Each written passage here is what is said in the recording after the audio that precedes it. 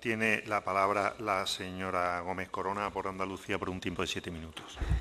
Gracias, señor presidente. Gracias, señor consejero, por la información que nos ha dado sobre ese protocolo, ¿no? Por esas nuevas líneas de actuación que pretenden que los parques tecnológicos actúen de alguna manera, dicho en red, colaborando y no compitiendo. Es verdad que tenemos 8 parques, lo que sí es cierto, y algunos datos que nos ha dado así lo avalan, que hay mucha diferencia entre ellos. Yo creo que de alguna manera la desigualdad territorial propia, el desequilibrio territorial propio de nuestra tierra se ve reflejado también. Hay 2 grandes polos, que son el Sevilla Tech Park y también el de Málaga, que además Málaga está muy pujante y creciendo mucho ahora mismo, pues es verdad que marcan una diferencia con otros parques que son pues, bueno, bastante más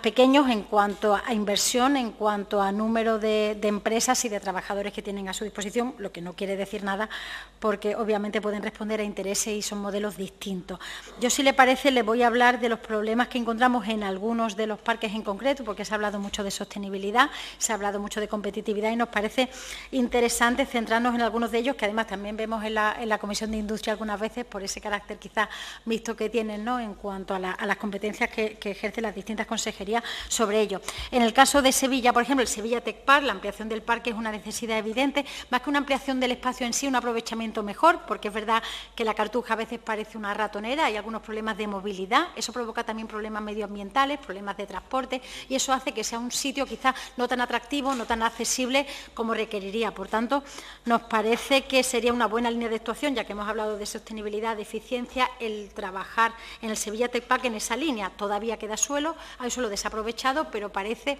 que se está haciendo de una manera, hay, yo diría, un desorden en la ocupación del suelo que está provocando que sea poco cómodo. Hay muchísimos coches en Cartuja que a veces se amontonan en algunas zonas en concreto, se hace difícil el aparcamiento y todo eso plantea problemas de accesibilidad a los que no podemos ser ajenos cuando hablamos de cumplir una serie de objetivos. En el caso del Parque de Málaga, los problemas son parecidos, pero de un origen sin duda distinto. Hemos visto que el de Sevilla no está creciendo mucho, mientras que el crecimiento del Parque de Málaga es quizá el principal, iba a decir problema, crecer no es un problema, es un reto que afronta el Parque Tecnológico, porque quizás no ha tenido su contraprestación, hablo ahora de Málaga, en las mejoras de la infraestructura, en los accesos y servicios, provocando atascos en horas puntas, contaminación, falta de servicios, que se denotan continuamente en un parque que parece que actualmente está por encima de sus posibilidades. Se ha hablado de proyectos como la llegada del metro, líneas rápidas de bus, cercanías, pero ninguna de ellas acaba de materializarse. Actualmente sabe que es muy deficiente el transporte público que allí llega y nos parece que eso también es un problema. Somos conscientes de las competencias que son de la Junta y de los municipios, pero nos parece que aquí habría que hacer una labor por parte de la Junta de estímulo, de impulso, porque se ha hablado precisamente de sostenibilidad, de eficiencia y porque es importante para que los parques sean atractivos. En cuanto, eso sería un poco hablando quizás de la primera división, ¿no? Hablando, por ejemplo, del Parque Tecnológico de Córdoba, de Rabanales 21, que aquí se ha traído alguna vez a comisión y se ha hablado sobre él, una instalación que, si yo recuerdo bien, usted calificó de entidad privada, o se dijo algo así cuando hablábamos de los problemas económicos que atravesaba, cuando hablábamos de que había una cantidad que se debía, uno de los mayores acreedores era la propia agencia IDEA, y no sé si en ese sentido tienen pensado hacer algo, porque este es un parque que nos parece que la viabilidad podría estar en peligro, y si no es así, estamos encantados de que nos lo diga, que está recibiendo nuevas empresas y creciendo, donde además parece que hay implicación con la Universidad de Córdoba, pero que afronta algunos problemas económicos ha enfrentado, y nos gustaría que nos abundara un poco más en esto. En el caso de Granada y del PTS, cuya gestión no está ausente de polémicas y críticas también por el modelo elegido por la Junta, hay otros como la falta de conexión existente entre el parque y el tejido empresarial local, por lo que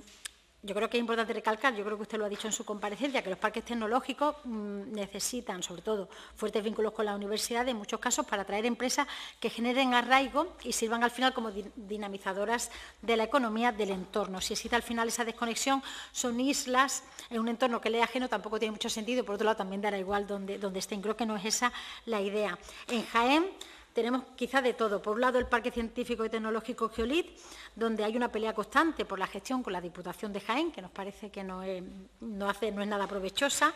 Posiblemente sea el parque que desde su nacimiento quizás está más enfocado en los retos de la región, ¿no?, dedicando buena parte de su superficie a proyectos agroalimentarios, aunque es obvio que hay que darle un impulso y ampliar el número de empresas, ya que su amplísima extensión